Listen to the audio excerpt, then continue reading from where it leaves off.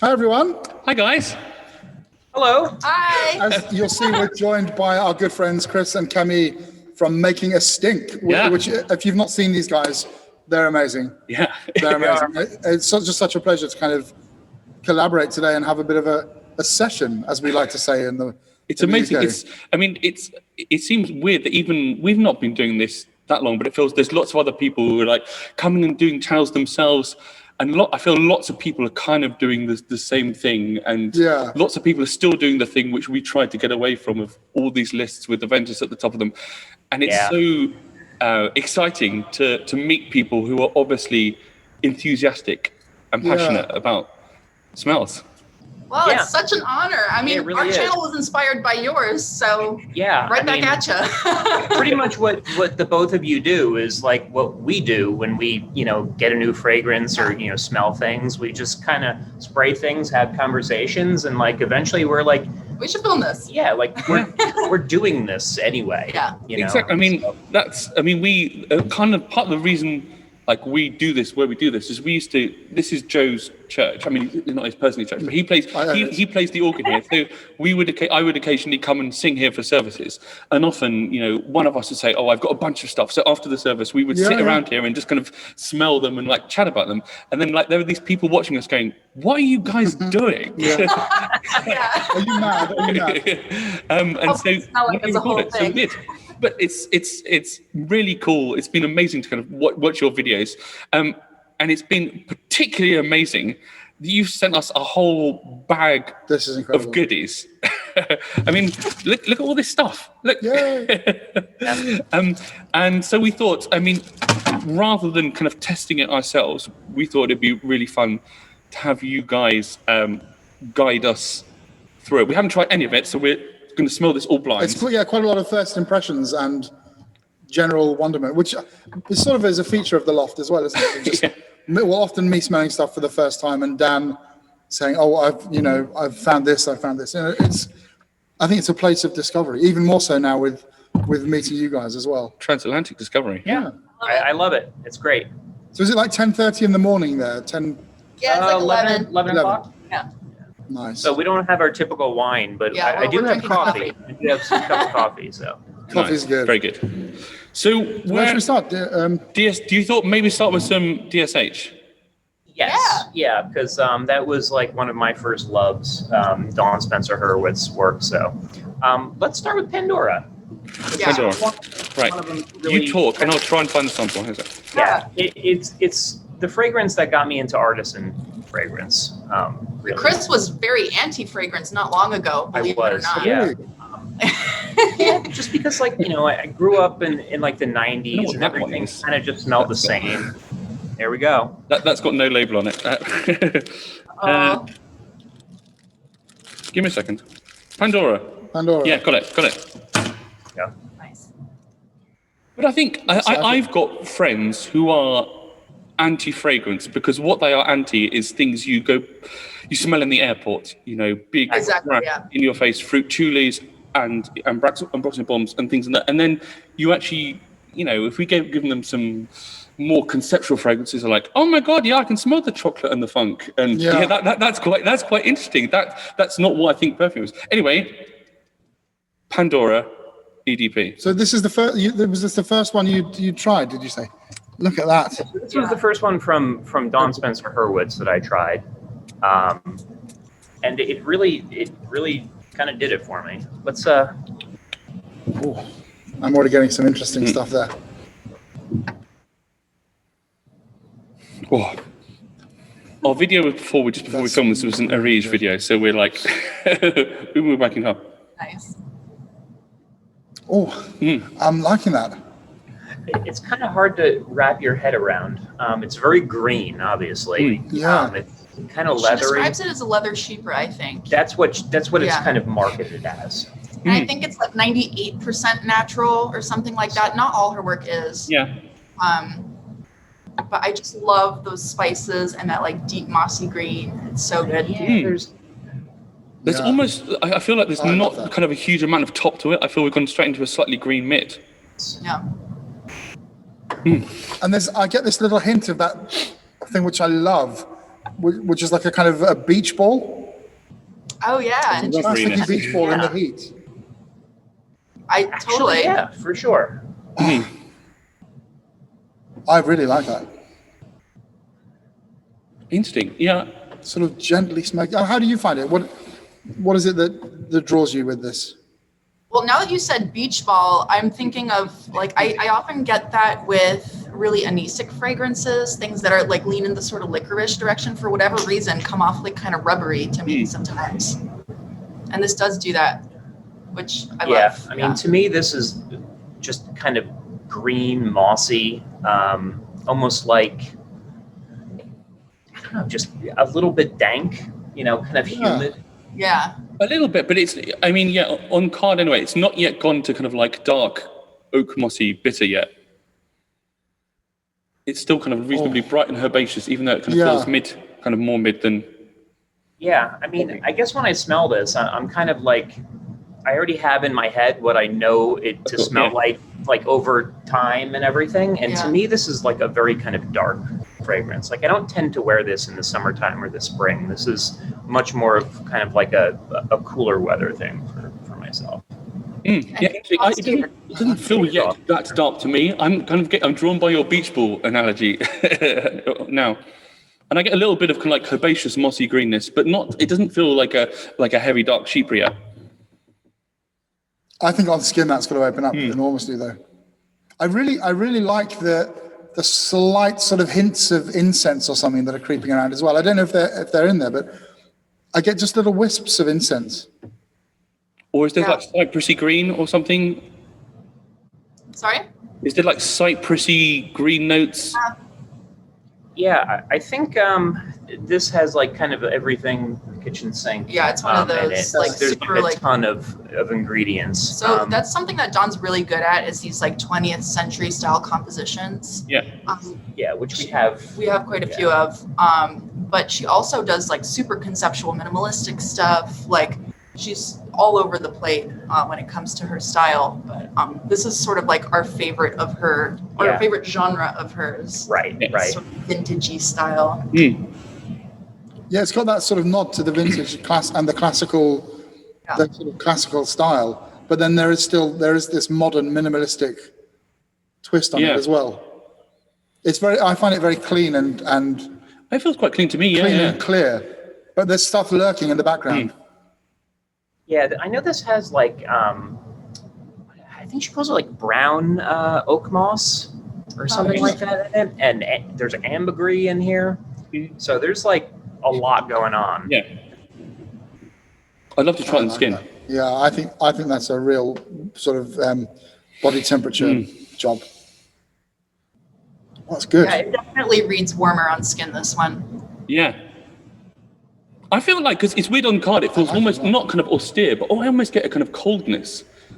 I get a kind of cold forest feel. It's like one of those. It's like one of those big old Bordeaux, I think, that you put your nose into the glass, and it sort of invites you in, but it doesn't reveal all of its secrets, and then you drink it, and it's like. Right. Yeah. I just get that. Yeah. What's do you want to do Onycha? Onycha is so good. Yeah. Onycha. I really like Onycha. It's spelled Onycha. Pandora. Got it. Actually, here, do we? No, we don't. Yes, she is. So for those who don't know, Onycha is the essential oil of roasted seashells, and it's like an ingredient that's mentioned in the Bible in like an incense blend. It's like a really ancient perfume material that's not really used much anymore.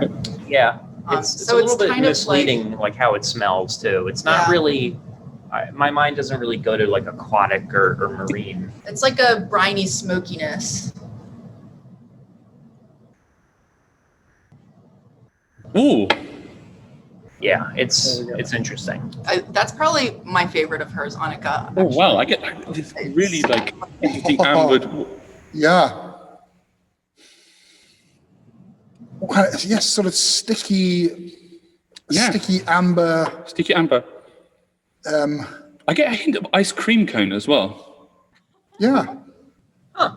Or like a hint of like waffliness. Not in a sounds stupid, but not in a gourmand way. I don't know, I'm just getting kind of waffly. Like a wafer. Yeah. Yeah. That's really interesting. That's got a beautiful, sticky, like ambery. So I actually find it kind of similar to Pandora. It's almost like to me, it's like the marine version. Yeah, like the lighter kind of version. Yeah, we don't have it on hand right here, but that's probably my favorite of hers. It's amazing. It's really good. Yeah. And it's just got this edge, this sort of slightly troubling edge in the middle of it. Well, I guess an edge is on the edge, but yeah. Hints of dirtiness, but never quite. I'm getting kind of like almost slightly edible, ambery, slightly waffly, golden grahamy, gourmandy thing as well. Yeah. How do you? I mean, it's your favorite. What do you kind of get from it? Like 20th century style compositions. It's just like blended into like a big abstract thing that's sort of great for the sum of its parts. So it's sort of hard to describe. So I find it very green. Yeah, actually. I mean, super like deep mossy green and spicy and like that sort of strange marine thing going on. Yeah. That I feel like I wouldn't pick out on unprompted, but that like very sort of moody brininess I find so absolutely fascinating. Yeah. It smells like a place that you've not been to before. Like, if you were suddenly down on the docks and you got into the back of some old fishing boat and there's the smell of all this old dank wood. Yeah, it's weird. You can see I'm a bit sunburnt at the moment because I went to the beach 2 days ago. This place called Mersey Island, which is an island of Essex, and the place we went to is kind of this. It's not really a harbour. It's just where loads of people keep boats, like private boats. So there's like little 2-man boats to like 10-person yachts, loads and loads of them. And there's loads of places you can get like oysters and mussels, and as well as that, you can get ice creams. And I kind of feel like I'm slightly taken to that place with this. So I'm still getting this ice cream kind. I don't know if anybody else is, but I'm still getting that with like that slightly kind of like, seawater, which is like dried out in the sun, and you're getting the saltiness on the seaweed, maybe a little bit. Yeah. Yeah, it's interesting because I really love Onycha, but I don't really love a lot of like marine fragrances or. I mean, it's not really like a marine note. It's more like a mossy note. Yeah, right. Not exactly. Your trad blue marine freshy at all. Right. No. That's really interesting. Very, very I'd really like to try that on skin. Oh, that's really cool. That's really good. Yeah. How have I never smelled these before? Because you can't deliver them to the UK at the moment. Oh, really? That explains it. That could be it. That doesn't explain my lack of effort. A surrogate sends you one. Yeah. It's crazy. She doesn't get a ton of as much recognition, I think, as she should. Like, she's been perfuming for 30 years. She's sort of like a pioneer of American perfumery. Yeah, since like the early 90s, I believe she's been doing this. And she's just like so good. Yeah, absolutely. Yeah. It's getting weirder. It's getting less obvious. I really want to try this one on skin. It's very different, isn't it? Yeah. I love not that. what I felt, that kind of amber thing I got at the beginning, I feel is going away. It's really addictive. Yeah. I keep going back to it. Oh. So what do you think next? What's your did you said something Colorado? Colorado, I think you'll like. That was I think it got an Art and Olfaction award. I forget what category. But it was a collaboration with American Perfumer, the store. Mm-hmm. And it's a really, really cool take on Immortel that I find pretty fascinating. Yeah. Oh, great.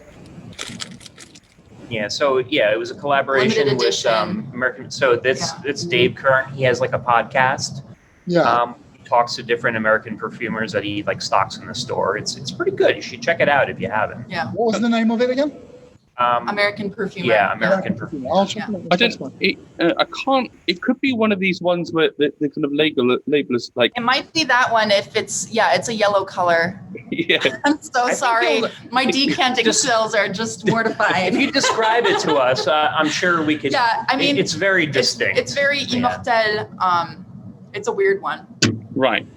So with that slightly curried, Yeah. Yes. Yeah. That's okay. Good spray from this. that's nice. Oh yeah, I think that could be it. Yeah. Yeah. And it's like a little bit coniferous. Yeah. Yeah. So it's inspired by Colorado. Whoa. I think that's sort of the concept, like going on a hike in Colorado. Yeah. You know, evergreens. It's weird you say, I mean, obviously we all have our own associations, but in the UK, we've got this thing called National Trust, who they basically buy up old estates and they kind of preserve them so that the public can then walk around them. And there's one near me which has got these really extensive gardens. And I remember that when I went there last summer, I was walking amongst all these traditional kind of herbaceous, almost coniferous smells that you expect. And then I suddenly got this big curry whiff and I thought, what the hell is that? And then eventually I walked around the corner and there was an immortelle bush. And I kind of got like a hint of that. Yeah. That's my kind of reference point for this. That's so interesting. That's Yeah. so good. I instantly am transported to somewhere like that straight away. I'm Yeah. transported out into nature. And it's like beyond perfume. It sounds such a stupid thing to say, but it smells very natural. but you do it. But it what I think we mean by that is we can all imagine an experience when we were in nature. Yeah, absolutely. Yeah. And I find it like kind of like I want to eat that.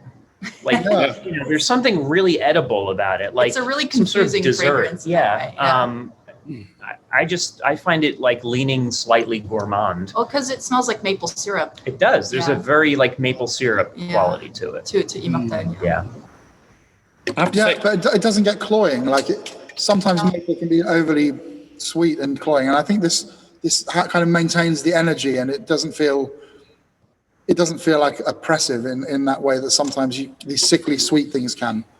Yeah. Yeah, I totally agree. I've got to balanced. say, going back to Onycha, I think I would eat that. Yeah, Yeah. I would eat that. This is Onycha. Oh yeah, I would eat that. really good. I have to smell it again and think gourmand. Yeah. Ice cream cone. Cool. I really, really like that. All three of these I love so far. And Pandora, actually, more and more is opening up now. Let's see. Did we send you Rendezvous? We sent them everything. I think you did, yeah. So this is a stinker. Oh yeah. This is like an animalic Chypre. Oh yeah. Nice. We like This is those. musty old fur coat with cigarettes kind of fragrance. Yeah, for me. there's kind of like a peppery aldehyde on top. Yeah. I have this one here. Yeah. So as you can see, her presentation is very bare bones. Which I think is part of why yeah, I think that probably people don't love them. Yeah, but it's all about the contents. Yeah. Oh, That is good. very, very animalic, like very civety. Yeah. But it's like it's immediately civety, but immediately kind of like fresh bubble gummy as well. That is very funky. So she actually makes her own civet accord using like natural materials. Really amazing. Yeah. It's so she has like two different accords that she uses for civet. Yeah. One is all botanical. Yeah. And one is, I think, just like a synthetic civet. Yeah. But yeah, I get like a lot of ambrette kind of from Yeah, this. for sure. What's the name of that again? Sorry, I'm going to write it on the card. Rendezvous. Rendezvous. That is, I mean, as you say, that is like fur coats and used knickers and Yeah. yeah. But it's so, I mean, it's so balanced as well, because along with all of that funk, I get this bright, happy thing going on as well. Like, maybe not bubblegum, but like, I don't know, like some sort of slight sweet dessert poppy teenage. What I think it feels very energetic. It feels very bright and up. You know, if you said animalic chypre, you would think heavy, oak mossy, earthy. Whereas this feels somehow energetic, youthful, bright. Maybe it's that kind of peppery aldehyde kind of thing. You would very, very sexy smell. Yeah, that's what Joe was saying. Yeah. Like a little bit of like a bubble gum. Yeah, like bazooka bubble gum. Yeah, something playful to kind of balance the funk. So I do know that this one is all natural. And because of that, it doesn't stay screaming like this the whole time. So when you wear it, I find it very... It's just kind of like close and sensual. It's not bombastic like some... Right. You know, it's not like, 18 feet projection kind of thing. Yeah. That's so interesting. Wow.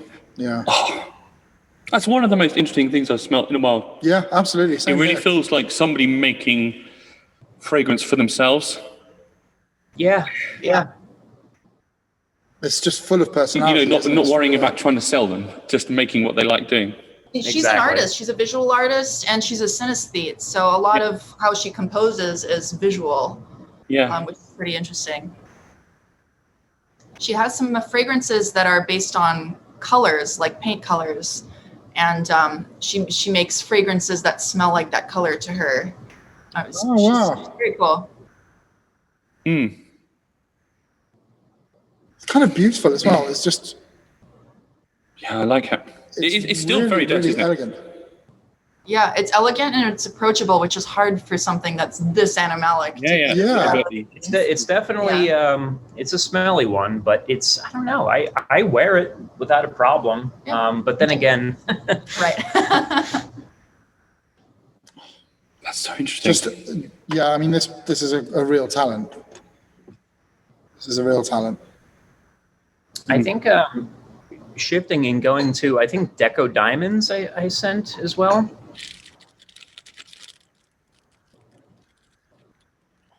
Laura is opening up all the time. Yes. Yeah. Got it. Deco Diamonds. An aldehydic white floral with like... This is real vintage. A little pissy. Yeah. Right. Just a little hint of wee. Thank you very much. Oh, immediately, kind of chewy white floral aldehydic. Huge amount of galbanum too. It's so weird. This Bracing, this smells so much more like perfume than the last three. Yes. Yeah. Completely. Yeah. This was meant to be like a 20th century. Yeah, I think it's a bit of a like pastiche almost. Yeah. There's still a real personality here though that would make me think it was the same perfumer as the last four. There's something in there. I can't even begin to put my finger on it. I think it could be her botanical civet thing that she uses that's probably in all of these. Rose is probably in all of these. Like you gotta have rose in everything, right? Oh, and that sort of fresh, clean linen thing going on there. Yeah. I just love the aldehydes in this. Mm. It's so it almost feels slightly pastiche, this one. Yeah. Yep. Yeah. So some of her work is literally just like making fragrances that are discontinued that you can no longer. Well, I mean, her version of it, but you know, she's really all over the place as far as her work. She's like dips her toe in everything. Yeah, it's kind of interesting when I see other folks like on Instagram and things posting her stuff and says, "Oh, I love this. Here are my favorite Dawn Spencer Hurwitz," and it's stuff I've never even heard of. Yeah, because she could do so many styles, fragrances on her website. That people gravitate to her for different reasons than we do. Yeah, you know. It's amazing. But she's got a real knack of sort of finding the personality in every one. Well, she began making perfume with custom fragrances. So that's sort of where she comes from. Like, so she can really craft a pitch around an idea, and that's sort of how she approaches her work, it seems like, Yeah. Like, it's sort of like an art project, Right. And that Pandora is still pretty filthy. It is, isn't it? And what's that? Was it Colorado? No, Colorado? Yeah. Yeah, that now feels incredible. Oh, yeah. kind of like woodsy, piney, like. I'm getting with Colorado. I'm getting like a big dose of like olive now. Interesting. Huh. Definitely very. Let me go back to Colorado. It's so cool getting your takes. It's it's so interesting. These are fantastic. I would still eat Onycha though. It still feels. Yeah, I would lick it up. I mean, if you said you wanted to eat Rendezvous, that would be. Yeah. I'd be Oh. I mean, the Deco, I love it. Actually, it's so clean and bright. It makes me feel happy. I think it's clean and bright compared to the past three. Like, it's interesting because we actually sent Deco Diamonds to Ryan at. He's got a channel, Bonfire of the Vanities, and he likes clean, kind of like, your aromatic fougères. He likes a lot of designer stuff, and he felt that Deco Diamonds was just way too civet-y. Interesting. But it's all relative to what you're used to, true. And I find it very clean. I wear it in the summertime in the heat. Yeah. We also just smelled Rendezvous. yeah. I would wear that in a heartbeat. I love it.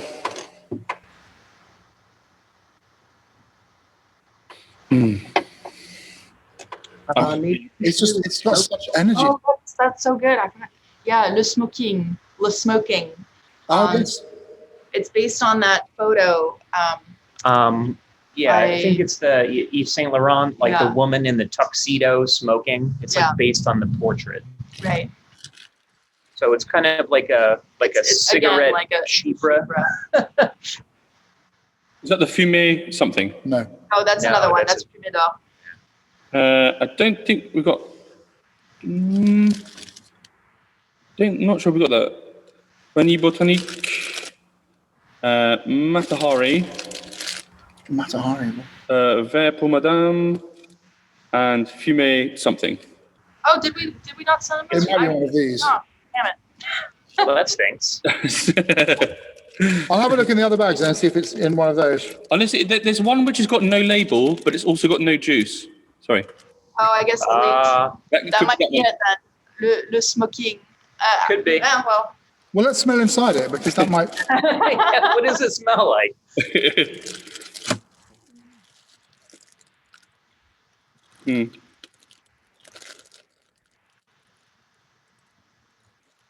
Possibly a smoky one.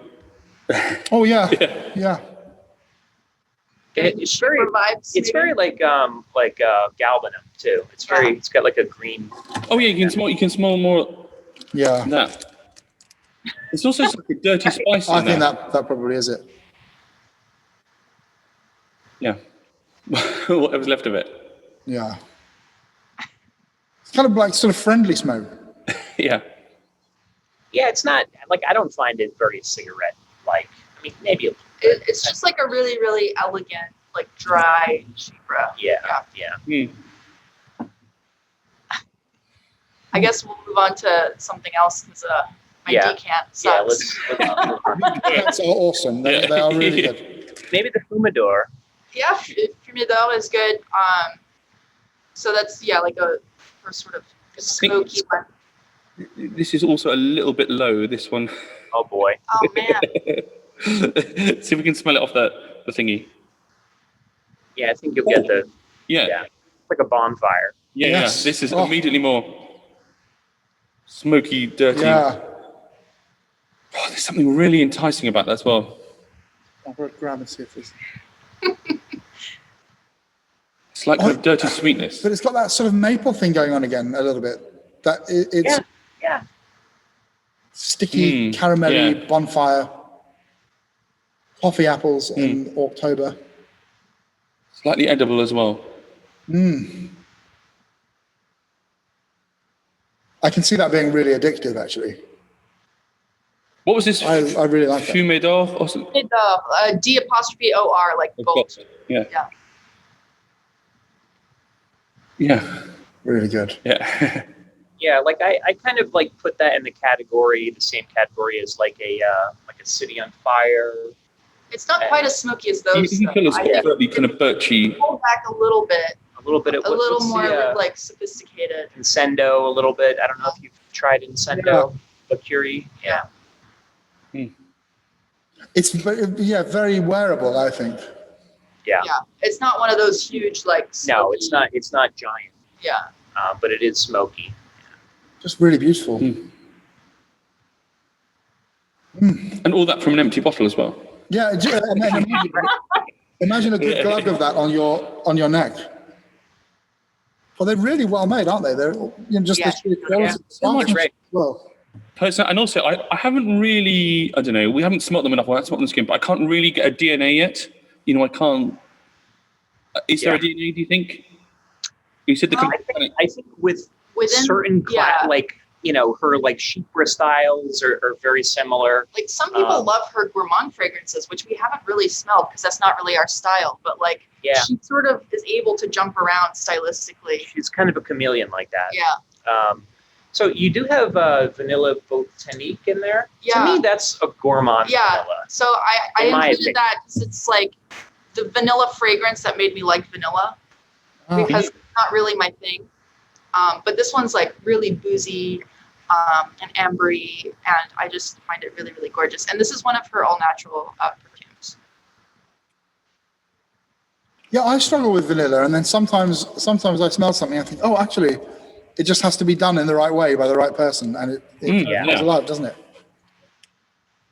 Like that, absolutely. Yeah. So I think it's I wouldn't wear it personally. I love it. I think it smells beautiful, but it's just too vanilla. I don't know. It doesn't even read as it's sort of more like a vanilla extract kind of smell, you know? Yeah, definitely. Kind of like a milkshake. I get quite a bit of like ginger and cinnamon or something. It feels very kind of savoury. It doesn't feel overly sweet actually, but I do get the kind of like cakey. No, it doesn't have any of that like creamy lactonic stuff going on. It's just like vanilla bean. I get a slight ginger beer vibe as well. Yeah. Do you guys have ginger beer? Yeah.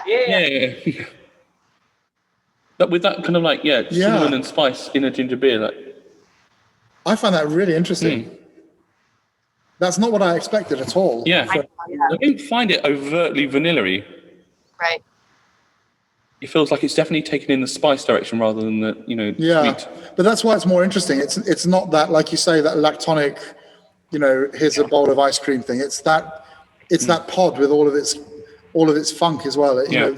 The actual pods themselves are quite powerful. I think this goes in that direction more. Oh yeah, and like slightly clovey as well, like the little cloves you might find in an apple crumble or something. Yeah, I get just lots of cakiness. So I'm just everything. God, what's that called again? Vanilla. Vanille Botanique, so like botanical vanilla. That Rendezvous is still. Yeah. Oh yeah. Wow, that's amazing. Onycha now smells a bit like Amber Aurea by Perfume and Remo. All like that kind of ambergris heavy amber. Yeah. And Colorado feels incredibly green by comparison now. Everything else was smell. Oh, they're really beautiful. This is the kind of perfume making I really love, actually. So much personality, and everything is so different. Yeah. It's crazy. Right. I get real nostalgia when I smell all of these, and I don't know why. They really are. She's really good. I think we only have one more of hers that we sent, which is Matahari.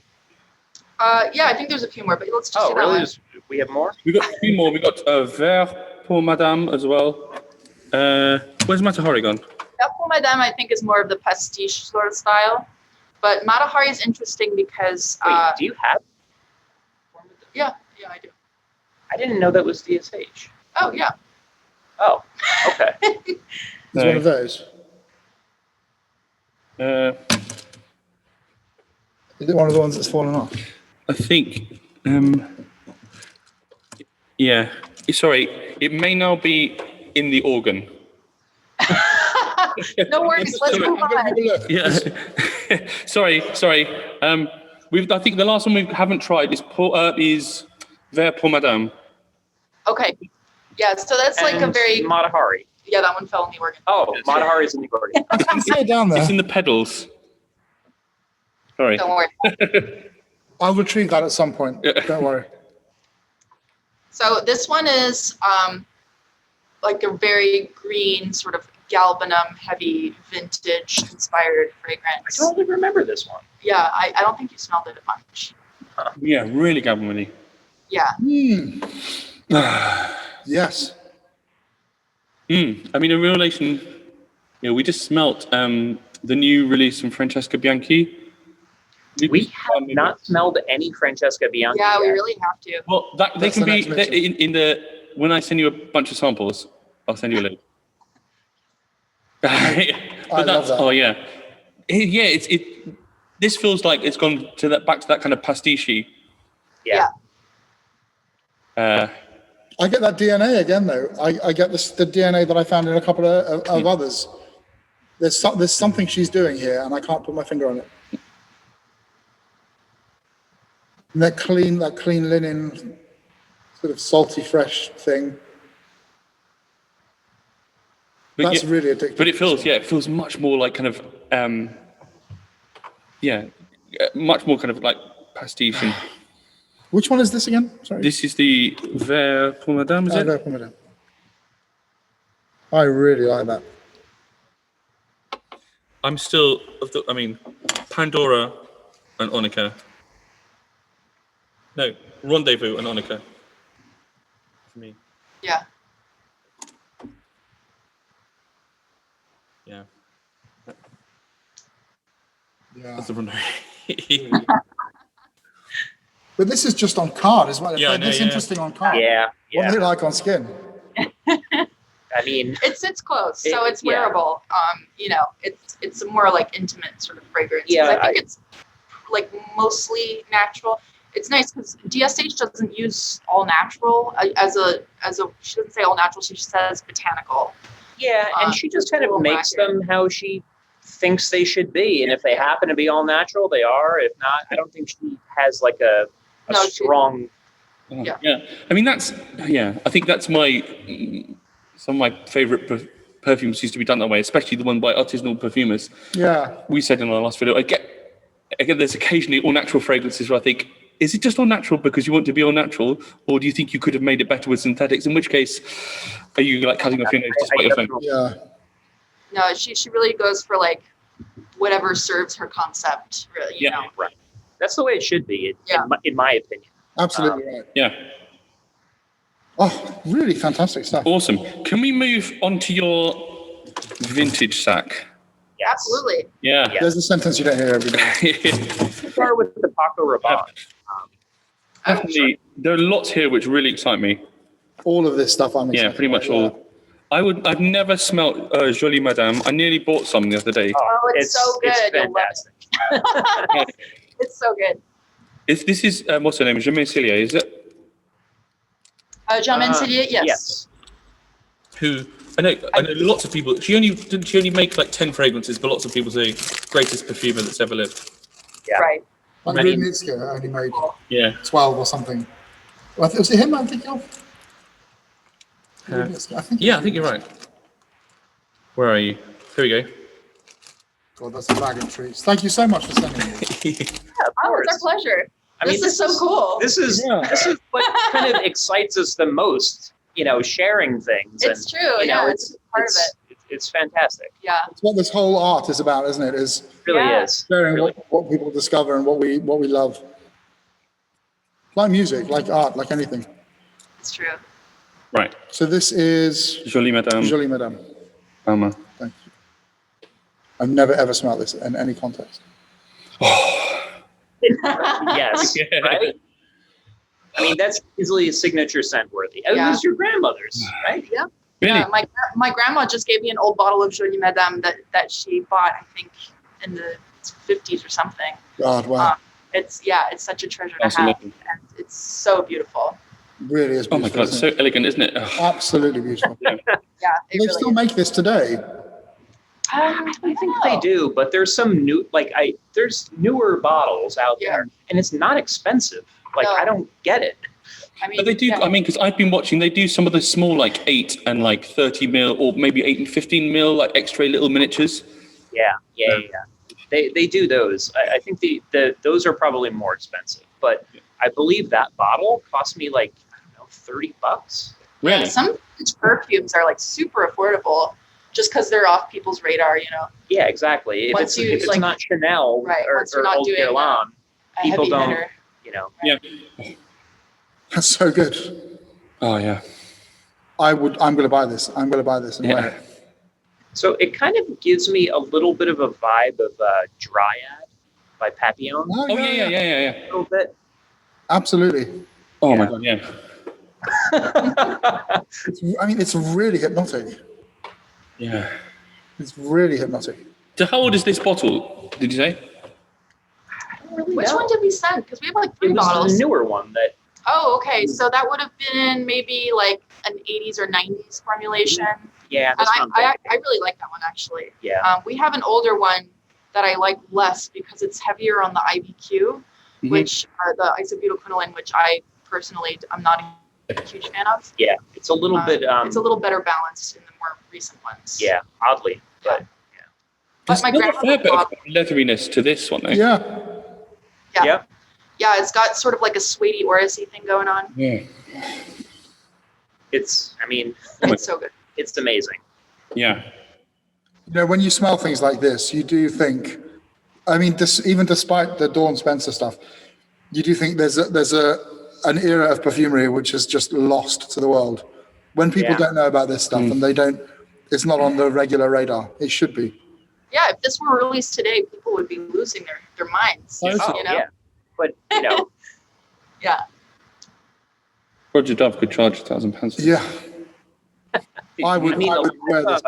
Old Balmain fragrances are very good. Oh yeah.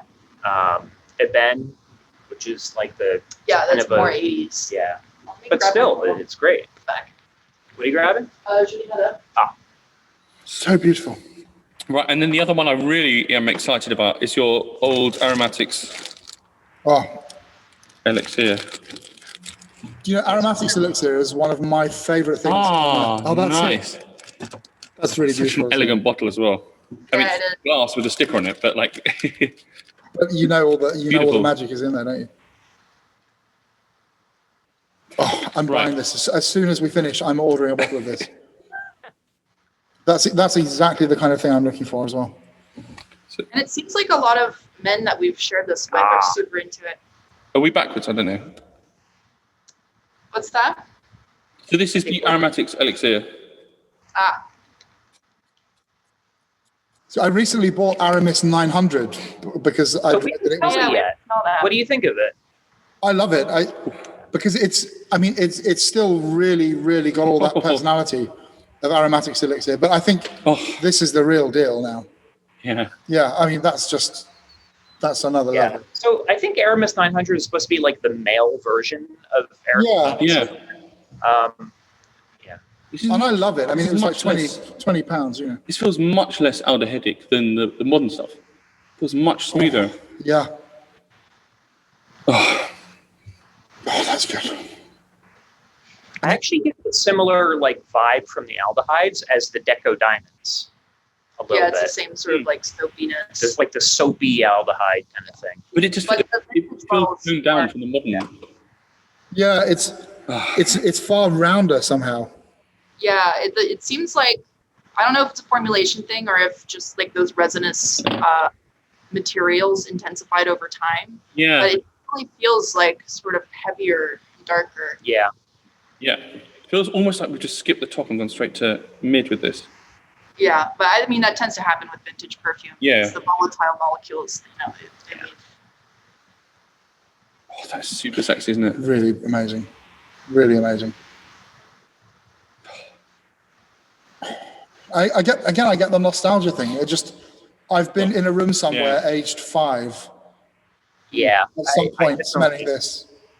Yeah. Oh my God. So comforting though. And it's got this real feeling of it sounds obvious, but of aromatherapy, oils, massage, meditation, all of that good stuff. Yeah. But at the same time, in a way that's not disconnected from the world of classical perfumery. It doesn't feel like it's a sort of a tangent. It feels like it's a continuation and a kind of another stop along that train track. Yeah, it's interesting because when I smelled it as an adult, there's something so familiar about it. Like I had to have been smelling this when I was a kid. It was like everyone's signature scent at some point, right? Yeah. So it was just like so familiar. Yeah. I can't put my finger on who it was or where it was But it's just out there in the ether, isn't it? But also, I'm sure my grandma used to have lots of other kind of toiletries, kind of like powders or creams, like which would this scent as well. Yeah, they have like it's an Aromatics Elixir powder. Oh, really? Yeah. Yeah. That's what I think. It smells like my grandma's bedroom. So good. Yeah. Amazing. Wow. Where are we? I need to go on an eBay hunt. For all these things. Oh yeah, I mean it's out there. Yeah. Spell it incorrectly too, because a lot of times, Yeah. people post it there and people don't find it. Yeah. Because they're spelling it incorrectly. Search for Mitsuka. Mitsuka, yeah. How about shocking? Oh, shocking! That's Great. fantastic. Last time we smelt this was in the Osmotic. So we smelled one from a nip. Those little Oh. the nips. It's like a little old-timey perfume sample. It's like they used to sell them in vending machines. I could grab one. Yeah. This is the bottle we have. It's like a re-release from the 90s, which we Yeah. compared original, and it's pretty close actually.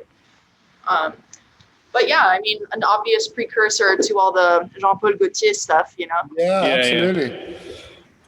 One second. Oh, yeah. It's so honeyed, this one for me. Really super honey. It Wonderful. feels so much like, you can imagine like an indie house bringing this out right now. It feels so modern. Totally. Is it shock? Yeah, I'm shockingly modern. Yeah, it was released in 32 or something. 34, I think. 34? And I think it's incredibly I know. modern for that. But I mean, Schiaparelli was very avant-garde, as a designer. So we first smelled it in this guy, in this. Oh, cool. So they're actually. It's gonna be hard to show. They're little glass vials that you break the tip off on either side, and it's like a little serving of perfume. Cyanide pill kind of thing. Yeah, Exactly. it's really bizarre. But what's great about them is no oxygen touches Yeah, it. So as soon as you open it, it's so preserved fresh. from decades ago. Amazing. So you smell it as if it was brand new. And you can get these really inexpensively on eBay. Just Yeah, they perfume just nips, they're called. Come in these little. This is amazing, isn't it? It's beautiful. That's so cool. So we smelled the shocking from this, and we Yeah. compared it to that, and they're They're very close. very close. Oh, I love these big florals now. More and Yeah. more, I'm becoming a fan. We should probably do La Nuit next. Yeah, I'm curious to see what you think of those. That Jolie is incredible as well. Messe de Minuit. Not that La Nuit. Oh, La It's Nuit. by what is it? Is it Paco Rabanne. This is a Chypre from 1985. Yeah. It's massive. It's huge. Yeah. Right. I love it. It's quite a lot of juice, so it's very lots. Shocking, so good. Go grab it.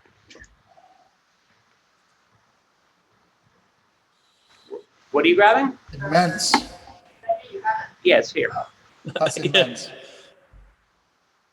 That is a It's really big, but it's like beautiful. perfume, Like yeah. it's I think it's gorgeous. so smooth. It smells so expensive. Do you know what I mean? It smells. Yeah. That It's is super absolutely- opulent. Yeah. Wow. Do they still make this? No, they don't. But I actually found this because people on Fragrantica were saying that it reminds them of Vogue Mai. Yeah. Totally. Yeah, I get it. I really get that. Yeah. Yeah, do you know that Actually, that base, especially that I'm getting hints of. It reminds me of Mem as well. It reminds me of Mem. Yeah, there's a definite relationship there, isn't there? It's kind of my mem mixed together. Yeah, amazing. Oh, even a bit of Chypre Palatine, maybe. Yeah, maybe a little bit. Yeah. Oh, bloody good, isn't it? This is awesome. I bought like 4 bottles of it. Yeah. It's just so good.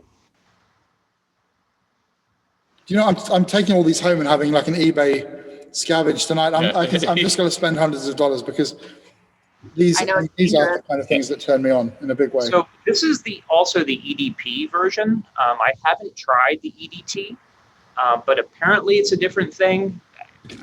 Who knows? People say that. La Nuit by Paco Rabanne. Oh, that's really good. Paco Rabanne. What happened to Paco Rabanne? Yeah. No. Yeah. They wanted to make money. Yeah, exactly. Oh, wow. God. So went back to shocking. Shocking is so darn good. I know. It does smell like so modern. Yeah. Yeah, so we found Shocking from the Barbara Herrmann book. She had, which is kind of the love letter to vintage It's called fragrance. A Scent and Subversion. Anyone interested in vintage would get a lot out of that book. And she said that like Shocking was kind of like the grandparent of La Nuit. So we're like, oh, we got to get Shocking. So, we kind of like went down this rabbit hole of just lineage. finding like these lineage. Amazing. Yeah. Oh my God. Sorry, I shouldn't blaspheme in church. Emotional. Oh, it's just so beautiful. And it's just so evocative and so the reason we're all here in the first place is this stuff, isn't it? Without us noticing at the time when we started. But this is nuts, this La Nuit. And it's like the biggest longevity of probably anything. It's insane. So like if you put that down on wood, it's going to be there for a long time. I should have, sorry, spoiler, but the organ will smell amazing next Sunday when I come back to it. It'll all be infused. I mean, it's just we just did a little video about the new Arige and smelling, the Russian musk, and it's really nice, and obviously it's got real musk in it. But how many great Chypres are there out there? Yep. And does it smell, 5 times better than this? Do you know what strikes me now when I smell all of these things is that, like, we're smelling all of this stuff now, like Arige and Bortnikov and all these guys, and going, oh, wow, this is amazing. Oh, he's just sourced the finest thing, and he climbed up a tree and fought a leopard to get it. And that's great. But actually, more and more, I think they all are trying a bit too hard. But interesting, you smell this stuff that was in the high streets on the shelves. And it's probably like 90% synthetic, at least. Yeah. And it's incredible. And you just think, there's been a real paradigm shift, hasn't it, in perfumery? Yeah. I mean, I'm not saying these guys weren't trying hard, but it somehow this was everyday genius at work. Yeah.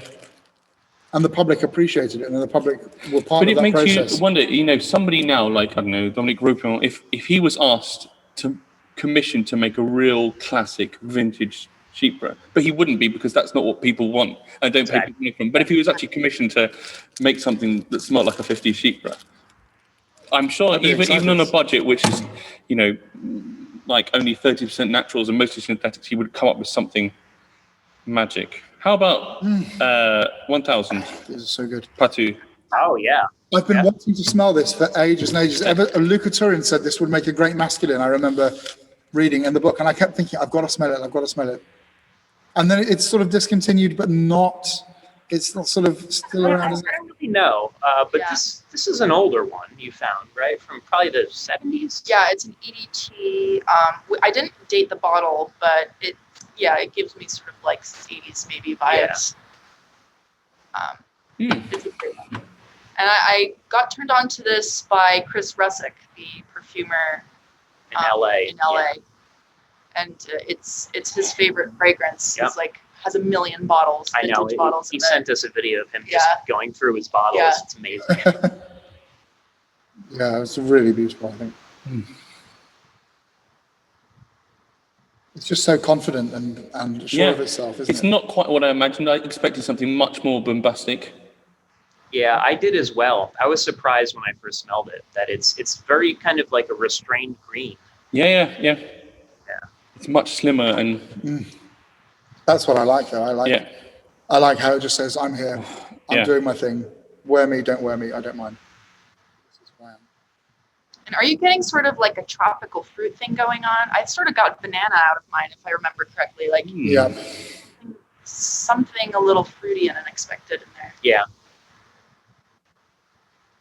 Yeah. I mean, I think all Patou stuff is just so darn good. So good, and So good. it's very underrated. I would definitely. I sent you. You guys don't have any pour-on, do you? No. No, we don't. I mean, that's kind of insane. Yeah.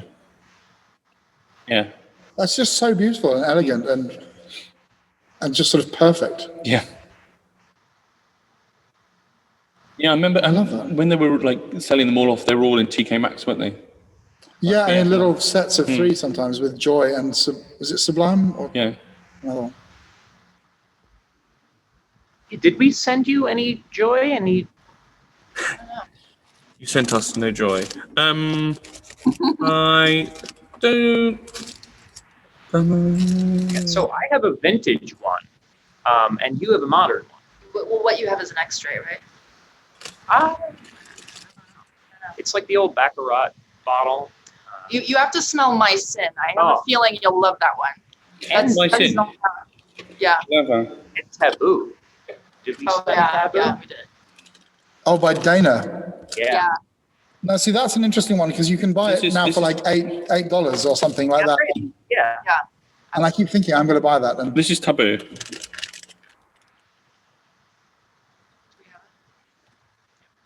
So that atomizer is really weird. That one. So This is it. Nice. Oh. it just comes out as a stream. So. Yeah. I was looking this up just the other day and thinking I'm just going to get this. Oh wow. Immense, absolutely immense. Yeah. Especially I think after something green and bitter, this feels so like sticky and rich and. God. Oh yeah. Is this vintage stuff? Yeah. I want to say it's Oh, So good. that's really. That's really good. another one. You can get vintage bottles super cheap. Yeah. Like I think I have a bunch of them just because they're so cheap. Yeah. I think I pay about $30 for less than that. a full bottle. Incredible. That's really good, isn't it? That's sort of sort of dark chocolate orange. Yeah, I get chocolate orange. Yeah. But there's also like I get a real like kind of tobacco cigarette Yeah, there's a little kind bit of of that vibe too. here. Tobacco-y. I love that. There's something in the middle of it which kind of reminds me of like the middle of opium. I don't know if it's just the kind of slight maybe, yeah. clovey, originally kind of. And I mean this in the best possible way. There's a little bit of that like lavatory urinal cake air freshener thing, but in a good way, in like a really Kuros. the Kurosy vibe, you know. Mm. Yeah. But you get that in opium as well. You get that urinal cake in opium. I like that. So whenever somebody describes something as a urinal cake, it's always in a good way. Yeah. In my mind. Like that in perfumery just kind of works. So I get often. a lot of that in Mem. It's got a real raunchy. Yeah. Totally, yeah. That's So very good. like that. That is so good. You know, it's so funny because people have asked us on our channel, on our comments, oh, you know, what are some cheapies? What are some cheapies? And we always tell folks vintage. And you know, this is better than anything cheap you're going to find from a designer. Yeah, absolutely. You know, to me, this is a no-brainer. Like $30. You know, talking $100. You know, like it's. That's really good. Yeah, Jolie Madame, I got for like $35. Yeah, you can get them inexpensive. That's incredible, isn't it? Absolutely incredible. Oh yeah, it's really chocolate orange now. I mean, we smelled something in the Osmotec called Le Dauphin or something like that. Yeah. The Le Fruit Fondu, that was it, yeah. And this forbidden fruit, isn't it? And this, I mean, this is it. It's kind of. And so slight powderiness, but just hints. I love that. We were supposed to go to the Osmotech last year, but Yeah. the rest is history. Yeah. The world got the worst cough ever. Oh my god. Oh, it's so good. Yeah. Yeah.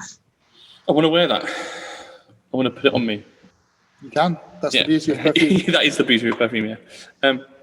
Wow. La Nuit Guys, this is and incredible. Shocking. They are my immediate hit list. I mean, it's just like we spend all day like reading on Fragrantica and websites and perfume, and I never tried this stuff, and I'd never even heard of the Paco Rabanne. I'd sort of known of a few things like the original Gentleman cologne. I had that once and loved it, but I don't pay them a second of attention now. And the thing is, all of these brands, because of what the modern output is, I think we often don't look at the old stuff either, do we? 100%, yeah. I will never type Paco Rabanne into Fragrantica and see what they used to make. And like Givenchy, they did like this incense one. Yeah. That I used to wear and was fantastic. And I saw it again recently. I thought, oh, should I buy that? And I didn't buy it. And I was reading about it, and it reminded me, actually, it really was considered one of the greats. Yeah, we tried the vintage L'Interdit. L'Interdit. Incredible. Yeah. Incredible, the vintage one. And it's just, it's not even in the same category as the new one. Yeah, so there's a new L'Interdit by Givenchy, which is a completely different fragrance, but they just like reuse the name. But the old one is just like a real powdery, authentic sort of floral. Yeah. Beautiful. Yeah. But yeah, like we really got into the vintage bandwagon because of like COVID, really. We didn't want to, buy things online, new things without smelling them, because like Scent Bar we have here in New York City, we could go to it and smell it. Everything was closed. So we just kind of like went down the vintage rabbit hole to order things on eBay. And, you were reading a lot of these books that kind of like mentioned them. Yeah. So, and you could find them so inexpensively. Yeah. I mean, I remember just before Christmas, I sold like a bunch of things, and I was saving up for an Ensar Oud for like $650 for like, half a mil or whatever. And in the end, I just spent it all on Guerlain, and I got like 12 bottles of Guerlain, knowing each one was going to be absolutely spectacular, and I wasn't going to regret any. Yeah. I've been really eyeballing like whenever like a Mouchoir de Monsieur comes up, but they always go for like $3,000. Oh, I know. As it should. Right? Isn't it like an X-ray or something? Yeah, the X-ray. Like there's a few of them recently, but sadly. Mm-hmm. I don't know about you, but I treat all my Guerlain at this point as if they're discontinued vintage because I just don't trust them. Like I don't trust the company anymore. Yeah. Well, that's and I feel bad because there's the Facebook group, Guerlain Files and Honeybees. I don't know if you guys are members of that. And and there's almost this kind of conflict between the vintage lovers and the lovers of the modern stuff. And people say, well, if you say all the vintage stuff is so great and you hate the reformulations and discontinuations, well, do you really love Guerlain? And I think, well, maybe not. Yeah, not as it exists today. No. But even the modern ones that we know and love, the modern Jiki that you could buy today, it's fantastic. Yeah.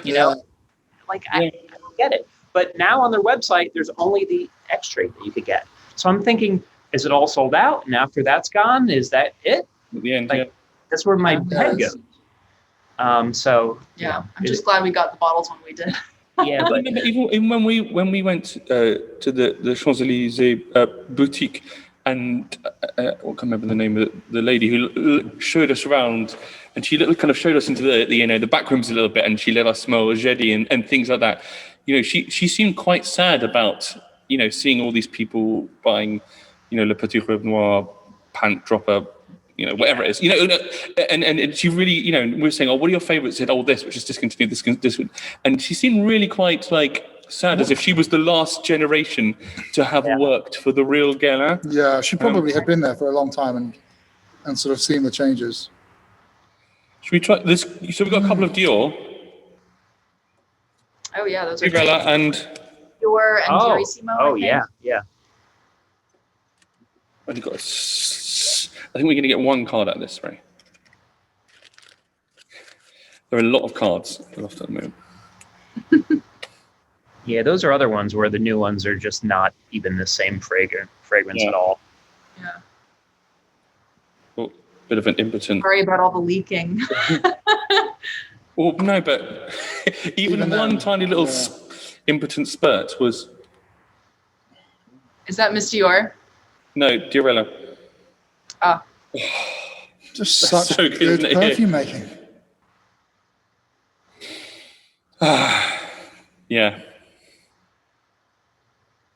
That reminds me of Holland Park after school in the summer of like 1987, 1988.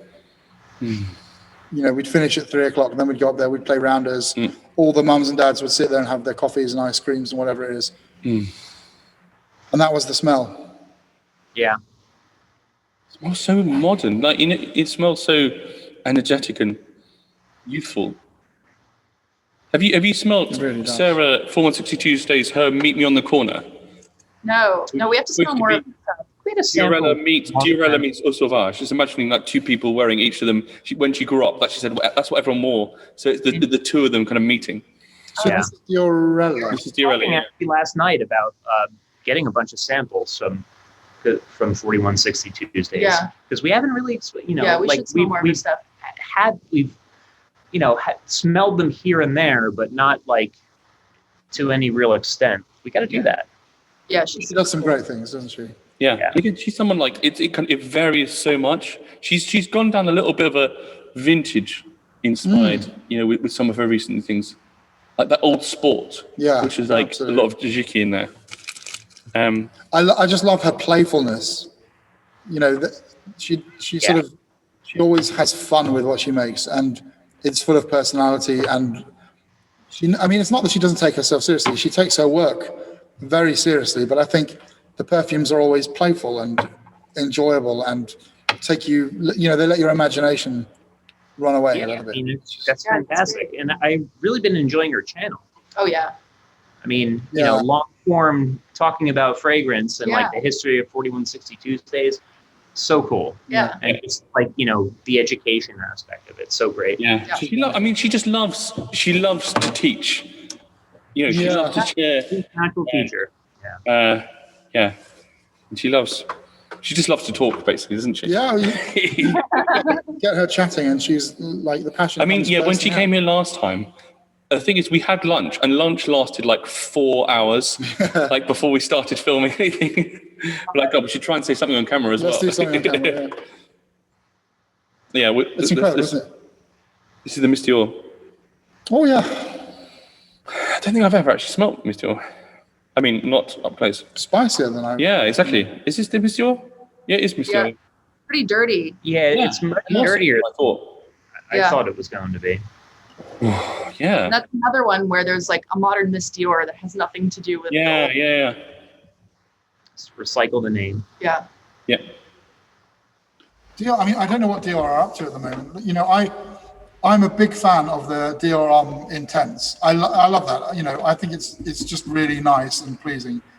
And then they've re-released now as Dior 2020, same name, same bottle, but completely different fragrance. But then the original Dior but I think they're phasing that out.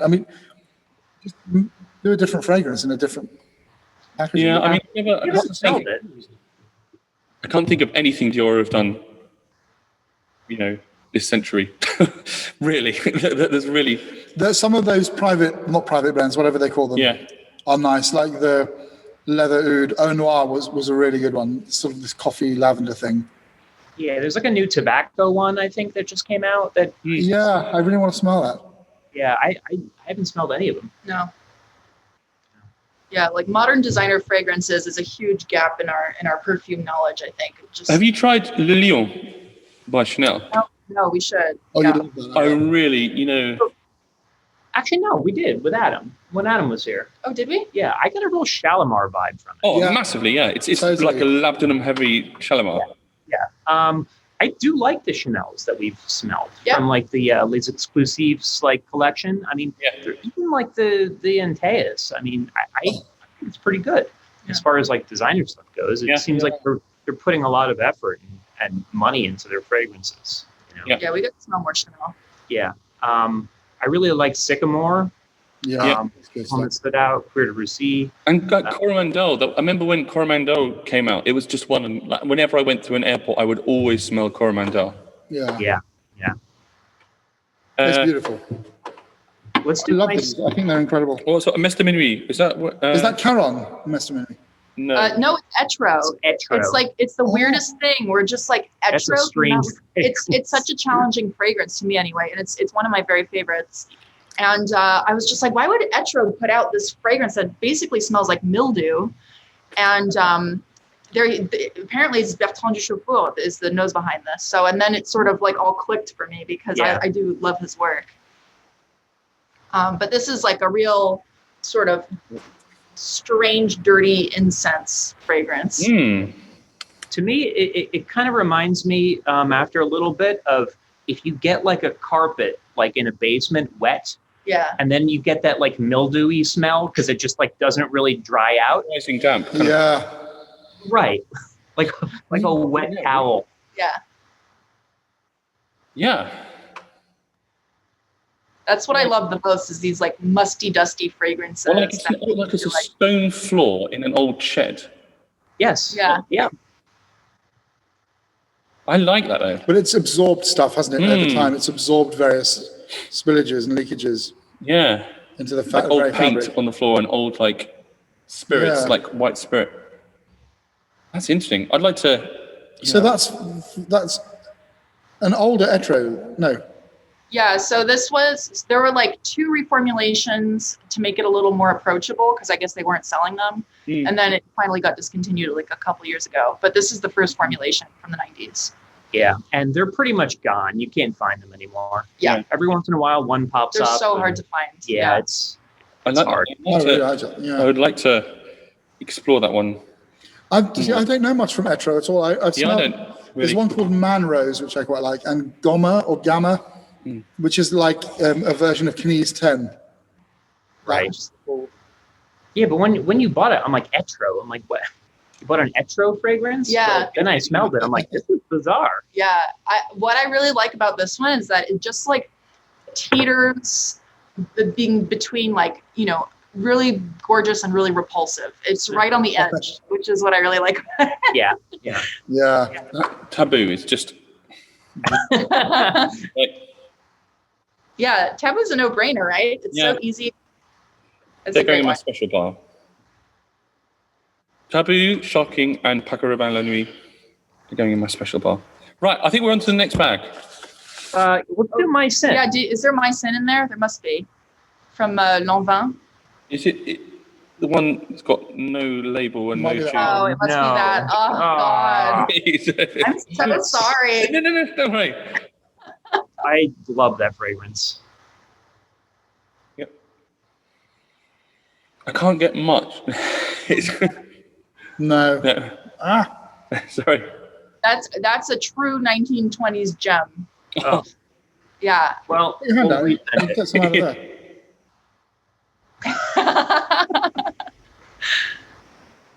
Not a lot. We'll do that one. We'll have to do that one again. Yeah, we'll send it to you because that's Yeah. Oh, God, that's so good. Yeah, All right, well, next as well. bag, what do we got? Another house, I just don't know very much. Oh, no. Oh, is that Mycin? Yep. Okay, yeah. For you. Yes.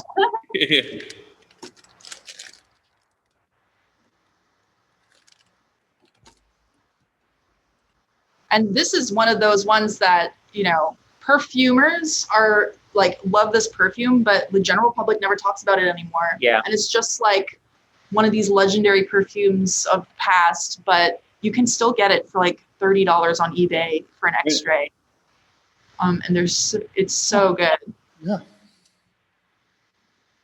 I love those 20s Lavin fragrances. They're like, Yep, they're all so good. Yeah. Yeah. That's really beautiful. Oh, yeah. See, it's a style you just don't see anymore, but yet it doesn't smell dated at the same time. Yeah. I definitely get like a fur coat out of that one. Something, a little dirty. It smells so expensive. Yeah. It does, yeah. Oh, yeah. We have a really old extrait of this, and it's beautiful. It's amazing. Yeah. Wow. Oh my God. I'm getting the old beach ball thing again. Well, I feel there's some like thick white chewy florals in the middle of that, which we're not getting yet, but I feel like. Yeah. So here's one of the kind of like the more recent ones. So I literally just opened this out of the paper, out of everything. We have a few bottles. We've got some backups. Oh yeah, that's really classy. Yeah, if you get it, get one of these bottles and not the ones with atomizers, just because those early atomizers let in a bunch of air and they just go a bit off. They smell significantly Oh different. my God. That's so. Really. Yeah, you got to get the skin. annoying Get spot. the splash bottle. Yeah. Right. That's Lavin, isn't it? So good. That's going in my special pile. Okay. I love this stuff. Oh, so you got some of the Motif olfactive. Yes, have you not smelled those? No, I haven't. Okay, cool. I'm excited to get your take on those. You should get Toma. Yeah. I've never tried anything by Chanini. That's crazy expensive, isn't it? Is that right? No, it's actually really reasonable. Yeah. Yeah. He uses really beautiful ingredients and prices it really reasonably. Yeah, and they're priced according to how much they cost, so they're not all the same. Right. So the one with oud in it's a little more and that kind of thing. Yeah, that's But good. they're not crazy. No. Can we try the Motif olfactive ones? Yeah. The Toma, what's it? De Toma Zuma. Yeah. So the story behind that fragrance is that he grew up in Burkina Faso, and it's the story of visiting his grandparents in their respective villages and just having this experience of coffee and chocolate and spices, and it's just a really, really beautiful fragrance. Which one is this? My God, that's really interesting. Isn't that great? It's delicious. I mean, if you love cardamom, you're gonna love this fragrance. And it's so cool too, because I struggle with coffee and fragrance, but here it really works because of the cardamom. Yeah, but it's super bitter. This is amazing. I like this a lot. Yeah. Have you ever smelled pyrazines? Yeah. Oh yeah. It's kind of got that, coffee, nuts, burnt sugar, tobacco-y. It's That's very brooding and moody and dark and But I just said it's peppered with brightness and happy spice. Yeah, I find it very happy. All of his fragrances are very joyful and very kind of It feels. I think it feels like. I mean, I know there's coffee, but it feels bright and energetic and uplifting. I really like that, and it doesn't smell quite like anything. I think that's a really special one. And he's coming out with 2 new fragrances. We can't wait to smell them. Yeah. Oh, good. They're dropping, I think, next week. I think so. Yeah. That's something I typically wouldn't gravitate towards, based on notes, but it's just it's lovely. It really is. And there's a sweetness there, but I don't know. I something about it I just really love. Yeah, it's like a sepia tone photograph for me. It's so I don't know, not monotone, but you know what I mean? Yeah. Monochrome. Yeah, There's a good dose of cardamom. It's weird. It's coffee cardamom, but it doesn't smell like a coffee cardamom fragrance. I don't know if you guys have been to the Middle East, but when I've been there before, there's this cardamom coffee everywhere. People make it all the time. And It's so thick as well. And you kind of get some of that, but kind of taken in a different direction. Yeah. It is happy really making. bracing, actually. Yeah, I mean, usually coffee fragrances, I find them a little bit gimmicky, typically. Like it's just like yeah, they can go in the more like flavor direction. It's kind of hard to pull off. Yeah, and sometimes it smells like coffee, but it smells like kind of like bad coffee. Like not you know, like. But yeah, in this one, I think he really balanced it's really really good. Yeah. That's fantastic. I've never tried. What's his name, Mr. Oz, Mr. Oz, yeah. I've never like kind of got round to trying anything, but I'm so pleased. It smells as good as I hoped it would. Yeah. I think there's like a stigma against YouTuber fragrances, but in his case, I mean, like he's obviously like. But he loves this stuff. He has some videos where it's just like him and his friends just like smelling raw ingredients and just kind of shooting shit. And like, I love that. Yeah. He loves what he does. Yeah. But I mean, I know people. It is weird because I can understand why some people dislike it, because there are lots of people who are just trying to make money. But on the other hand, it's quite a natural progression that you're interested in fragrance, so therefore you're interested in raw materials. And if you're interested in raw materials, you want to see how those go together. And then if they go together, you've made a perfume. Like, absolutely. But then again, he's making this stuff himself. And like, you know, some, you know, YouTubers, they go down the road of collaborations, which is it's a different thing. It's an artisan house. Right. Yeah. Exactly. Yeah. He's the perfumer. He's the owner. I know his wife helps him with a lot of the stuff, like the packaging and design. Yeah, the packaging is really beautiful. Yeah. He does a really good job. So it's all really, really well thought out. I think I might put that in my special bar. I really like that. Yeah. Was it called Azuma? What does that mean? From Toma to Zuma, they're the two villages. De Toma Azuma. Huakai, I really love. Yeah, so Huakai, the idea behind that one, that's also Motif Effective. It's based on a trip to Hawaii that he went on with his wife. And this one I love because it's like an osmanthus oud kind of number. Oh, that's osmanthus. I've just spent like loads of money trying to get like a couple of samples of some osmanthus absolute. I think we gave Miyako. I think we have Miyako. Oh, I think so. Yeah, that's a great osmanthus perfume. That would give you a really good idea. Yeah. From Alfori. Yeah, but I smell that. It's. I don't always. Having spent like £60 on 1 ml of osmanthus absolute, I don't think I really like it. It basically smells like an apricot castoreum. It doesn't smell floral at all. Yeah. It's a really interesting material. Oh yeah, there's a lovely like boozy, like fruity.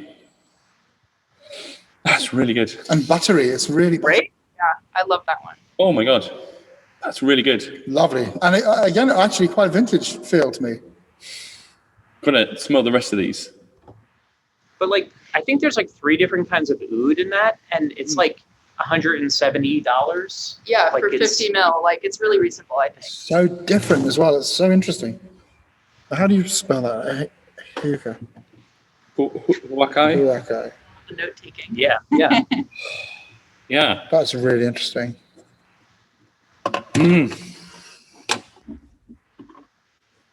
Yeah, I get a big sort of Bernardette sort of thing going on here. Creamy and sort of peachy, syrupy. But I get bright fruit as well. I get like kind of brightness and. There is. It's almost like there's a big kind of silvery mango note or something. Silvery mango. Yeah, a lot of his work has like big fruit notes. Yeah. Kind of his thing. Yeah, in some of the other ones, there's like tropical fruit kind of vibes. Yeah, for sure. I really like the Val d'Enfant. Val d'Enfant is very good, yeah. Yeah, it's kind of like an incense number. Like a rhubarb incense. Yeah. It's very interesting. Have you tried the sheep, or was it? Murmure Chypré? Yeah. So I actually didn't love that one. There's a lot of like safraline in it, which is kind of like a leather kind of thing. If you love like I just leather, don't like modern leather perfumes, then it's people like it. Yeah, absolutely. It's just kind of like a personal thing for that one ingredient that just kind of. So who makes that? So Mr. Oz. Mr. Oz. Yeah, it was a reviewer. This guy that does these, Yeah, I want to. Yeah, we definitely need to explore this more. What else? What else is in this little bag? We actually have a bunch of. We bought some samples from Chris Rusak ages ago. We just haven't it's just in our pile of stuff to get around to trying. Yeah, I get a real black pepper from that. It's pretty persistent. And it's black pepper incense, Yeah, so Beast Mode is all about like sort of a licorice going on. Tuberose Absolute, which doesn't smell like the fresh flower at all. It smells very like nutty, like quinoa and kind of grainy. Love that. And black pepper and ambergris. Civet. Yeah. It's a very strange one, but it smells very metallic and like kind of space age and weird. There's so much more going on. Yeah, okay, that's the one. That's the one. Yeah. I really like But also a little bit of sick. A little bit. I kind of get a hint of sick or like parmesan or, Butyric. Yeah. I learned this. There's like a little bit of like an anise in that, right? Yeah, it's got a licorice vibe. Yeah. Maybe it's turmeric or... That's quite unusual, isn't it? I think that's fantastic. A lot of his fragrances are pretty conceptual. Yeah, they're strange. My very first thought was, like a black pepper incense thing. But there's not. There's lots of... And there's already it's just like stuff is bursting through. Yeah. Yeah, I really feel like he's kind of started with that kind of peppery incense and thought, what goes... how can I riff on this in a way which complements but isn't the obvious... That's really interesting. So I like to smell that more. Yeah. I mean, we have got a bag of samples from him. We should. That's bloody good. Yeah, and he does like a lot of like limited release stuff because he'll do like his own tinctures and things of ingredients that he finds. So once they're gone, they're kind of gone. Yeah. Which is a little bit annoying, but they're out there. You can sample. Cool. It's really reassuring having smelled of that vintage thing and go, oh my god, all modern perfume is shit, and then to smell actually it's not. There are lots of people doing really good things. But then you go back and smell the vintage stuff, and it's like, It's like oh no, I dropped that now. That's in the organ. I really like that Azoma. Oh, I really like that. This is like first-rate perfume making, isn't it? Right, I'm just going to put my hand in and see what comes out. Pop that. All right, let's do it. This is the Bogoy. Now, what is this? I love... Why? Did we see one? Is this the sandalwood one? No? No, it's the Ylang Ylang one. Was it maybe I Love New York? It looks so... You want to grab the bottle? Oh, yeah. So it looks like the I Love New York kind of thing. Yeah. But it's YY, Ylang Ylang. So... like my is the tuberose that doesn't smell like tuberose, and the mem is the lavender that doesn't smell like lavender. This is the ylang ylang that doesn't smell like ylang. Yeah. But it has that's really that bready thing is still there. That yeasty quality. Wonderful. I think Joe, in one of your videos, you called it like a biscuity kind of thing. Yeah, like cookies. Yeah. It's very cakey, like. Oh, I really like that. I'd really love. That's incredible. I'd quite like to wear that now, actually. Yeah. Put it on. It was funny when I went to Scent Bar to pick up I was going to pick up Mem as well at the same time, but this is a limited edition. So like I'm smelling it, I'm like, oh, I got to get this. And then like I pulled the trigger on this as well. Yeah. I think it's still available. I think it's still available, but I think there's only like 60 bottles because you know how he like numbers them? Yeah. 20 out of 60. I'm like, is there really only 60 bottles of this? I'll tell you a funny story. I bought a bottle of Mai, and I didn't wear it for ages and ages. And then when I finally opened it, there was a little card inside saying, congratulations, you are the proud owner of the 1,000th bottle. Email this address to get your special prize. And I emailed back, and he was sending apparently like a massive 400 ml bottle of Mai with a sort of a new version of it. It's like a tuberose version. A one-off tuberose version. And it never arrived. And I think it got lost or something. That is insane. I haven't got the heart to email him back and tell him because I know. That's the saddest thing I've ever heard. And he said I thought that 1,000th bottle had gone missing and no one had emailed it. I said no, because he knew it had been sold. But no one had claimed it. No. Because it was on the shelf. Got the golden ticket. Yeah, so we got together with a friend in the neighborhood here, and he had like a ton of Gardoni stuff. Yeah. Stuff you can't find anymore. The It's a sandalwood Gardoni, one, isn't it? the Funny original Mai, which is very different than the Mai as we know it. It was wild. I really want to see. It's He's interesting great. because his last couple of things. T-Rex and then Dula, and then Lita. and then what's that? The duo one. What's it Lita. called? Lita. Yeah. I feel they were all like in the. I would like him to go a little bit back in this direction again. Yeah. I really, Something with really, some flowers. I really love this. I think it's so beautiful. And no one talks about it. Like when we did a Vogue video, I'm like, if you love Mai and Mem, like this is like kind of the trilogy. Yeah, the trilogy, but no one really talks about it. I'd never heard of it. Like, No, I'd heard of the New York, and then there was like another one, something 1001 or Eon 001 or something like that. Yeah, it's a Right. bunch of like numbers, right? Yeah. Right. It's so beautiful. I love that cakey, that cakey flower aspect. Yeah. Does some great stuff. This is like the top of a vintage Chypre. Yeah. It feels like it's like he's sort of this. What do you call it? Deconstructed it somehow. Oh, he's just giving you a chord. Wow. And he's an architect by trade, isn't he? He is, yeah. How about I've never smelt anything by Mandy Aftel. Atelier. Oh, I'm so curious. I think this is such a special fragrance. Which one do you Sep and Tuberose. Oh, yeah. This is an interesting So one. again, it's that tuberose absolute, not a tuberose accord, and Sep, which is porcini mushrooms, like an absolute of mushrooms. So it's a mushroom tuberose fragrance, and it's just so unexpected and really beautifully done, I think. What a combination. Yeah, she said that she got terrible reviews on When this she first it came released it, out. yeah. Really? Yeah. That's very like anti-perfume, isn't it? Immense, yeah. That is really interesting. Yeah. But this is what perfume making should be all about. Push the envelope. Yeah. It's so interesting because I did say I bought some Tuberose Absolute and I opened the bottom. I was like, oh, really? It's this kind of like waxy, like not this kind of bright, chewy thing I expected at all. No. Yeah. And you're going to think, where the hell Like did you do with that? Yeah.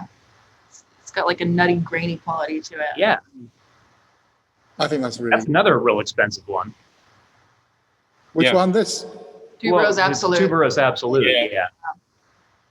Have you guys ever used? I've started buying some things from Perfumer's Supply House. Oh yeah, I've used them. Yeah, They're good. Yeah. And they have loads of things like Robert's. Robert and like. Yeah, they have a lot of hard to find materials, which is nice. And then the rest I usually source from either Eden Botanicals or Perfumer's Apprentice. Yeah, I've used perfumes. I've used Hermitage, but Hermitage is so expensive, and also like. Yeah, they have beautiful stuff. Yeah, amazing. Yeah. But yeah, you need to spend €200. Yeah. Yep. There's nowhere now in the UK where you can. Well, there are places, but there's no like one good source for naturals in the UK. Right. That's really interesting. Fantastic, isn't it?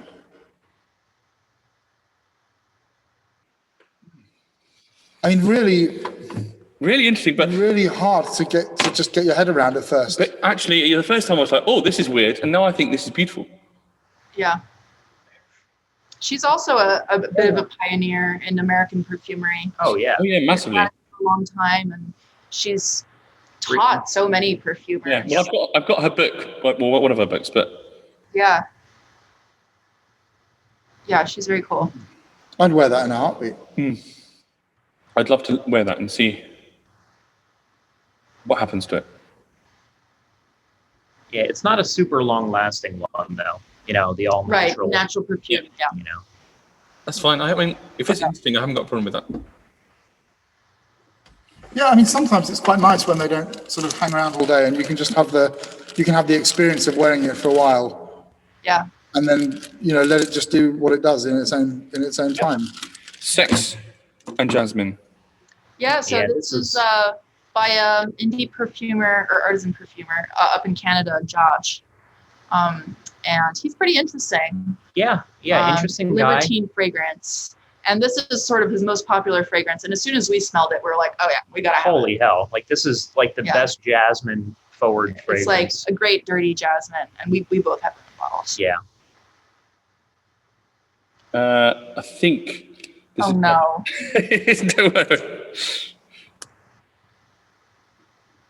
Oh, Jesus. That's so good. It's such a good, easy fragrance. Yep. Yeah. Yeah. Jasmine's the kind of thing, when you smell jasmine on your own, you think, it's so good. Why are there not more great jasmine fragrances? I mean, I guess it's really expensive, I guess is the answer.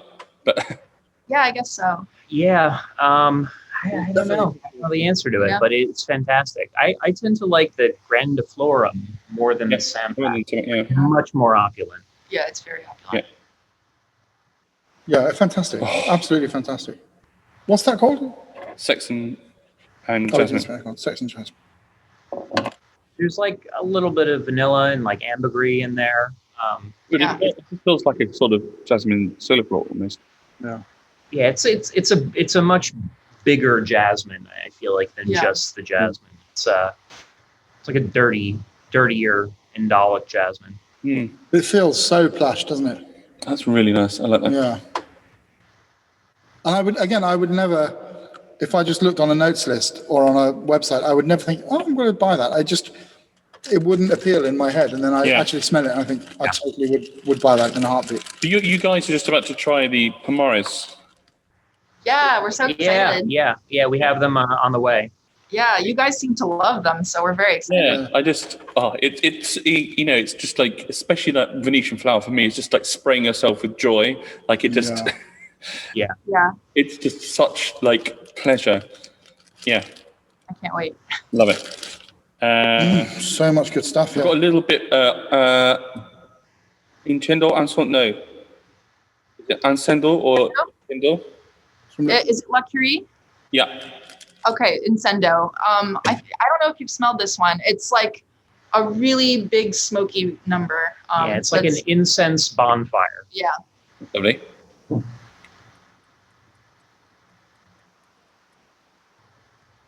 Might have to go for a... Oh, yeah. Yeah, we're not smelled anything like that today. Big birchy, burnt out building. Yep. Burnt out church. Oh, I really like that. But there's a lovely kind of nuttiness to it as well. Yeah. That's really attractive. There's a nuttiness and like a sort of smoky vetiver root thing going definitely. on. She's really cool. She's an artisan perfumer based out of Tucson, I think. Yeah, she's Arizona in the Southwest somewhere. Yeah. And all of her stuff is really interesting. Yes. She does a really good job, Yeah. That's really good, isn't it? Yeah. Another. Yeah, it's much more than just the smoke, isn't it? And it doesn't smell terrifying. Like some of these big smoky things can smell... Yeah, it's not like the inky smoky. It's more like black hemlock, sort of coniferous, incensey smoky. Yeah. So, in nature. So this is another dervish, which is also... Oh, yeah. This is the fertilizer. Yeah, to us, this smells just like fertilizer, and so we love it. In like a good way. Not like horse manure, but like, like going into a plant nursery. Oh, totally. It smells a bit like a bag as well, or a bin liner. That's really interesting. That's really very medicinal, like a really medicinal kind of like a hospital treatment area with. Yeah, I get really like a sterilized. Yeah. This is probably one of my hardest fragrances to wear, but I love the smell. Yeah. Yeah. Oh, that's really that's really good actually. Again, I love this. I really enjoy the smell of it. I definitely get a hospital feel. It smells like I have to spray it away from my face. And almost a hint of PVC gloves or PVC trousers. Yeah. But it smells like one of those smells that people keep it a secret that they like this smell. Like the smell of. Yeah, it's not pretty. It's not pretty. Yeah. Yes, almost a hint of condoms or something. Yeah. Maybe I've never sort of. A little bit. Yeah, I do get a little bit. Yeah. I get that medicinal thing more, that spirit, cleaning spirit or something. Fertilizer, medicinal spirit, and condoms. That's one for their website. That should be the new notes. It's a weird one, yeah. Yeah. Oh, it's so interesting that people are doing stuff like this. Yeah. Absolutely fantastic. I think there are only 2 left, guys. All right. Da, da, da. Both of which are kind of difficult to read. What? One says, Process of elimination here. Oh boy. Shit. What is that? We've got an iris thing by Shanini. oh no, I can't. There's something is something posh. Yeah, Coteau de Poche. This is called. Fumée. That's one of Chris's. Yeah. So this is a Brooklyn visual artist made it, and it's the only fragrance he has. Yeah, Parid Sifa. Yeah. And it's kind of like a, I call it like a smoky green tea kind of number. It's a very bizarre one. Lovely. Very pleasing. Yeah, it's very kind of great. It smells like I'm smelling a plant, which I couldn't identify. Yeah, it's like some kind of bush or. Yeah. Big vintage vibes again, I'm getting.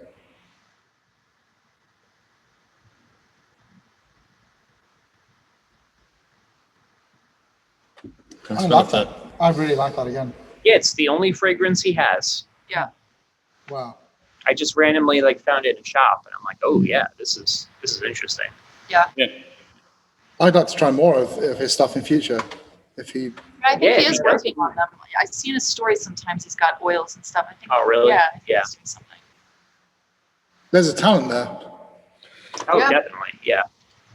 So what's this one? Something. The iris. Yeah.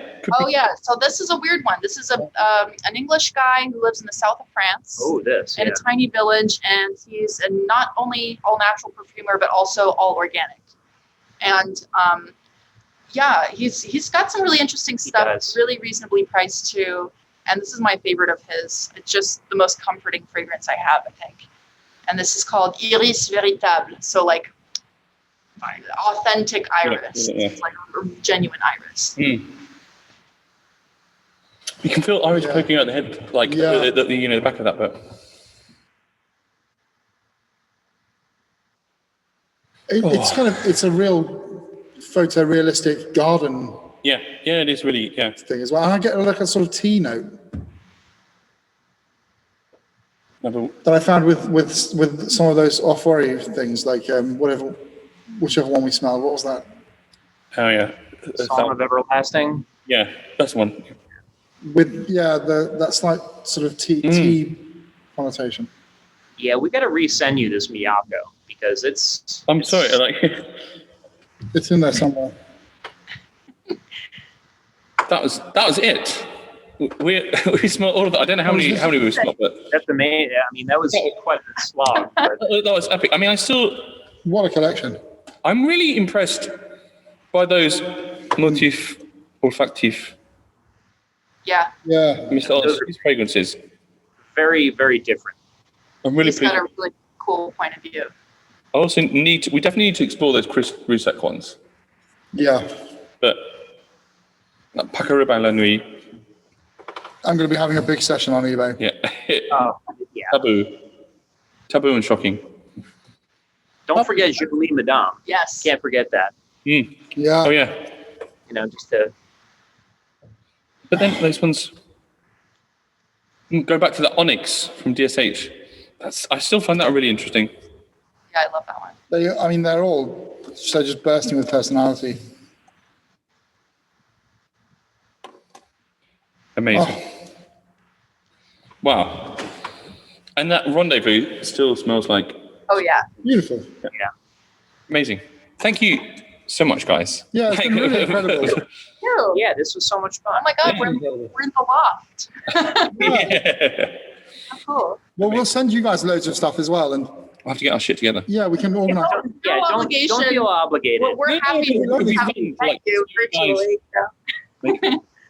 And I think you guys, you have a similar outlook on perfume to us. You know, the real art behind it, and the creativity behind it. But respect of the vintage grapes, but also still being really tuned into what's out there now. I think it's really fun.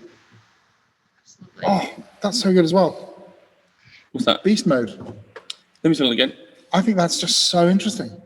That's a really polarizing fragrance. Yeah, it's strange. Yeah. Wonderfully. A lot of good work is actually. We really need to explore these. Yeah, I've got them in a sock. In sock. They're in a sock to keep them from impact. All right. Because they're in little packets like this, and they're all in my drawer up in a little bunched up sock. Nice. Just a, Everyone has a system. yeah, that's organization is my key. Right. Well, yeah. I mean, I don't know how long this video is. Yeah, quite long, I suspect. But Well, it's been immense. it's been really awesome and great to meet you guys. Yeah. Yeah, Thank you pleasure. so much. Yeah, thanks so much for wanting to do this with us. Yeah, and next It's time I'll very learn cool. how to decant properly. No, like You've done a great You've job. had a good hit rate. Like you've had like 2 out of 60 that went wrong. Like, it's pretty good. It's pretty good. Okay. Anyway, is that it? We'll catch up with you guys soon. I think. Do you have some more fun plans for the rest of the day? We don't really know. Yeah. Yeah. I mean, what it's we're the doing. 4th of July, so we probably should, but we don't. Yeah, We're just gonna probably walk around, have a coffee. I don't know. yeah, exactly. Cool. Enjoy the day. Enjoy. The city's empty, which is really Yeah, nice. it's quite nice. Yeah. Because everyone gets out. Yeah, everyone gets out of town to do barbecuing and stuff. Exactly. So. Oh, wow. Well, Oh, we'll take care. yeah, great to meet you guys. Yeah. And Enjoy so- your evening, I next guess, at time. this point. So. He was gonna do his thing. Oh. No. Ruined it. Okay. Damn it. Until next time, happy sniffing. Happy Happy sniffing.